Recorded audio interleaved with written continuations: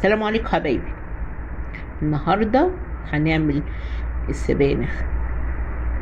والسبانخ دي من الاكلات الشتويه اللي كلها فيتامينات وحديد عشان الولاد والمذاكره وايام المدارس.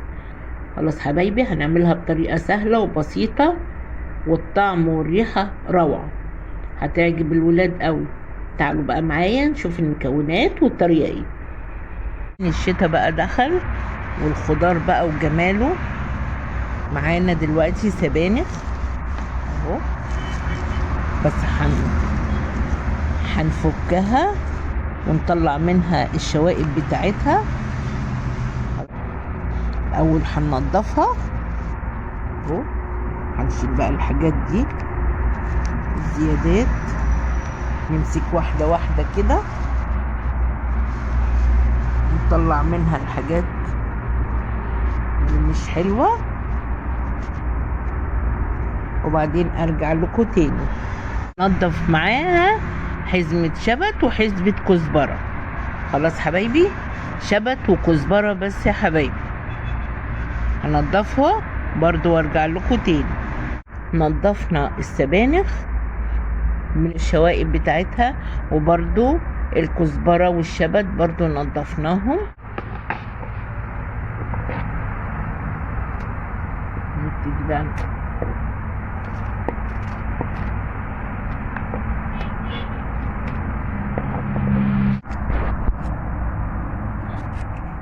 الراس دي لازم تتعمل برضو معاها، بتديها تسكيرة وبتديها قوام حلو. نبتدي بقى نقصقص. بص حبايبي، بعد ما قطعنا السبانخ خلاص، معانا الكزبرة والشبت اهو. خرطنا السبانخ وخرطنا معاها حزمة كزبرة وحزمة شبت. خلاص حبايبي، هنقوم بقى نشطفها شطفة كويس. قطعنا البصلة حطيناها في معلقة سمنة ونشوحها بقى. وهنا برضو على العين التانية عملنا الرز بالشعرية، بس لسه ما حطيناهوش مية.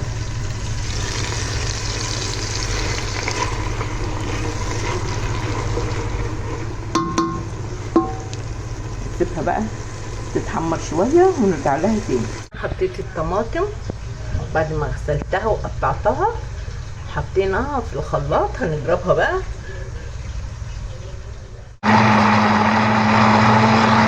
بنغسل السبانخ مع الخضرة اللي هو الشبت والكزبرة، عايزين بقى نغسلها غسلة كويسة.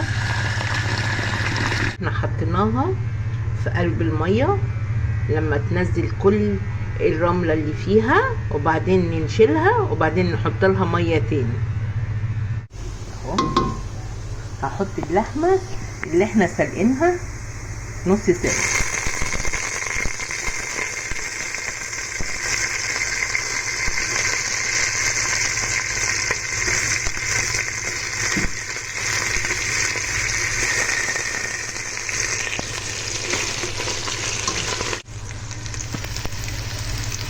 وبعدين هحط لها رشة فلفل اسمر،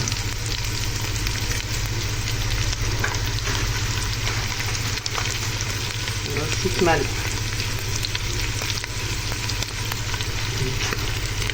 ما نكترش من الملح عشان هي السبانخ اساسا مليانه املاح.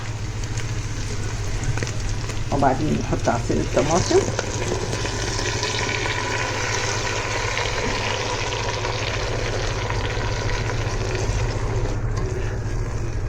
معلقه سكر صغيره، ونسيبها بقى لما تتسبك وارجع لها تاني. احنا غسلنا السبانخ للمرة الثالثة، احنا بنتعامل معاها زي الملوخية بالظبط. خلاص حبايبي، عملناها ودي اخر مرة، وبعدين نحطها في الصلصة لما تتسبك. حبايبي كده اللحمة والصلصة اتسبكوا، هنحط بقى السبانخ شوية شوية.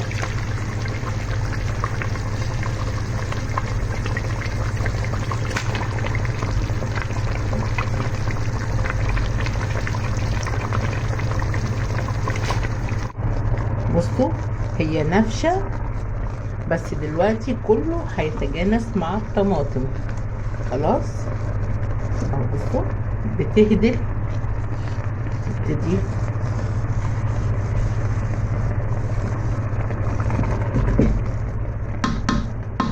هنسيبها دقيقتين وارجع لها تاني. بصوا حبايبي بعد دقيقتين ابتدت السبانخ تدبل مع الصلصة. بصوا هنحط لها معلقة لسان عصفور.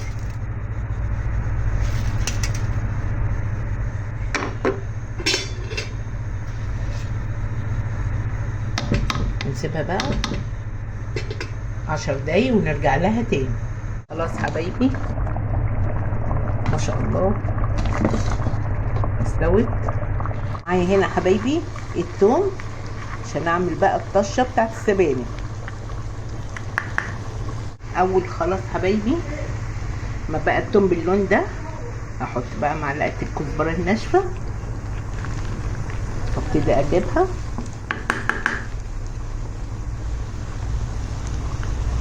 الله على الروايح تحفه. خلاص كده هنروح بقى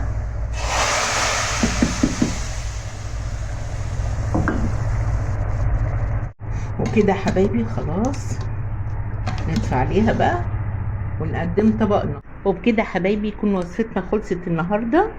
عملنا السبانخ بطريقه سهله وبسيطه والطعم والريحه تحفه، وفتحنا على الزيتون بقى رائع، ومع طماطم مخلله ورز بالشعريه وبألف هنا حبايبي. عجبتكم الوصفه، عجبتكم الطريقه، يا ريت شير ولايك واشتراك في القناه حبايبي عشان يوصل لكم منها كل وصفه جديده سهله وبسيطه. سلام عليكم.